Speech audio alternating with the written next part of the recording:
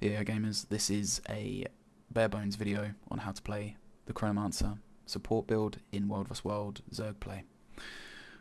I'm going to go through the build itself, just give you a shot of it, the gear that you'll need, and how to play it generally. I'll also do a more in-depth video, which will come after this, but it will obviously take some time.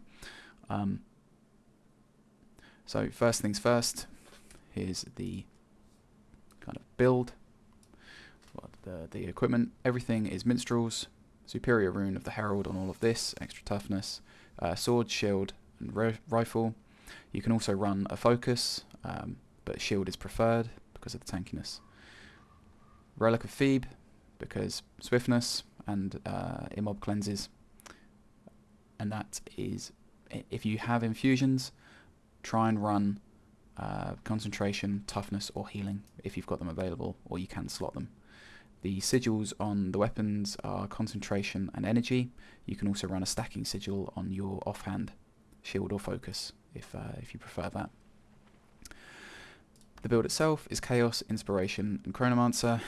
As a Chronomancer support, you can either provide Alacrity or Quickness. You choose whatever your party needs. You can swap between Mental Defense and Restorative Illusions.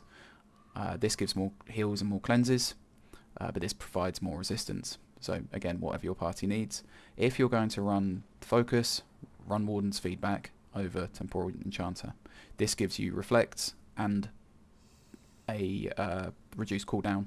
You're going to use Focus 4 on that set to give pulls and reflects. So going through the actual build itself and how to play it. When the commander starts to say they're stacking to give swiftness, you can prep your Mantra of Recovery, because Relic of Phoebe will provide an extra 18 seconds of swiftness off of one cast. That's fine. The in-depth guide will go through some more advanced things. You can also use, when your commander starts to say go for your might stack, that is when you will, as you start to advance towards the enemy, you're going to want to press Mantra of Concentration. This will give you the most value because the initial cast gives you Aegis and stability. That's why. You're going to want to start in Rifle, and what you can do in Rifle is you can just give your entire squad regeneration at the very start of the fight. So before you're even going, just keep pressing skill 2 on your group. The regeneration provides extra concentration, which increases boon duration. When you're fighting, you're going to want to keep using skill 1 whenever you can. Try and aim this at somebody in your party if you can, otherwise hitting an enemy will still have a benefit if you're close enough to them, as this will heal. Skill 2, just use it off cooldown on your group. Skill 3 is a double cast, so skill part 1, and then I can burst it. Part 1, you want to aim at your party, and then part 2, just burst it when they're still in it. This will give Chaos Aura and heal and boons. Skill 4, aim this at the enemy. You can try and hit people at the back line. This will stun and maybe catch somebody on the tail. Skill 5 is a barrier, but it's also a personal portal. Get this little ball, if I double tap that, it will just create a line, which means somebody can come to me. Don't use that unless there's a specific use. Otherwise it just increases the cooldown by about 10 seconds. Here you've got Signet of Illusions. You're going to want to use this once you've used all of your shatters, and I'll go through that in just a second. And here is Time Warp, your elite skill.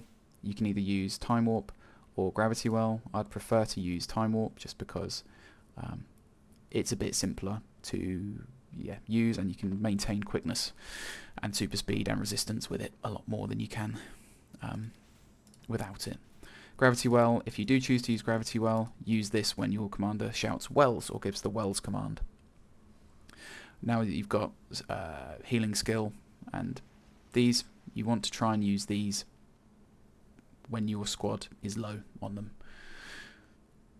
So when you're engaging, you should still have these up, but once count to 5, then just reapply them, and then count to 5 again and reapply. That's fine.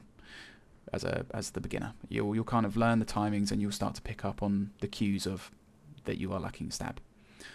The shatters are the bread and butter of Chronomancer. you've got continuum split, which is its unique mechanic.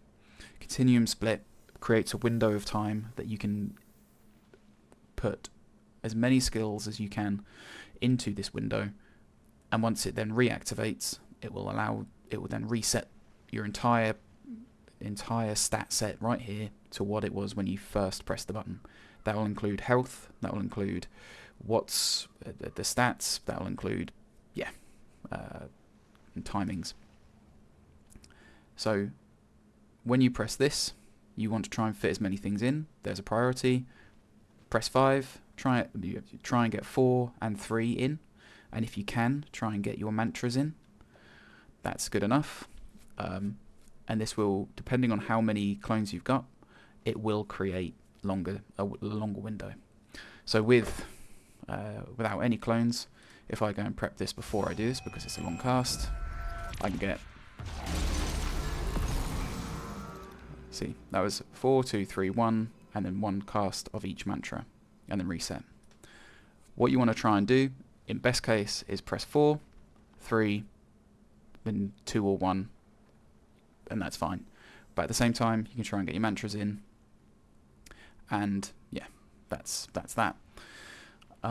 Illusion of Life. This is basically just a temporary revive for up to 3 members. If you see people go down, or you think people are going to go down, press this button and just try and aim it at wherever they're going to be. If you're not comfortable with using that straight away, my recommendation is to run feedback and just pop this on your group because it's an instacast. It's an instacast, and with the traits, it gives more super speed and more resistance. You can also fit this very easily into a continuum split, as it doesn't have a cast time. So I think that's the rifle. And then secondly, when you've used all of your rifle skills, or you're in close quarters with your with the enemy, you're going to want to turn to sword and shield. Sword and shield 5, just aim it straight at the enemy. It's an interrupt, and it's a stun, and it blocks missiles, and it provides boons to your team. Just throw it at them. You can use 4, and Chrono is very good at running interference and just being a bit of a pain in the arse. So press 4, and as you do 4, it's a channel block. But if I was to block during that time, it would then reset it, so I'd have another go at blocking. That gives me quite a few seconds of essentially just blocking all physical damage, unless it's unblockable. During this time, you can stand in front of your commander tag.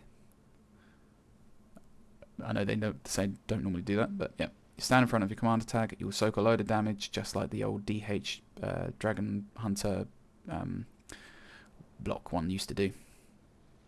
2 is an evade, as well as kind of throws out some damage. 1, if you can get the auto attack chain off, is a boon strip at the very end. That's quite useful. 3, try not to use 3 at the very when you're learning, because you'll get thrown off by the fact that you just end up in the Zerg. But it will be an immobilize. So you can fit a lot of these skills into continuum split. You can there is no set rotation. It is just try and get all of your skills on cooldown at some point, whilst prioritizing certain ones. So I always try and keep 4 because it's a stun break. I try and keep that available unless I've got this available. Then I will just use that. One note is that continuum split will create this little item here. This can be destroyed. So try not to create continuums or start continuum split in a Zerg, as you'll just lose. It will just die immediately. It's like a pet, or a pet with like 2 health or something. But yeah, that's it for the Barebones guide. It's quite long. If you've got any questions, just drop a message. Cool. Thanks.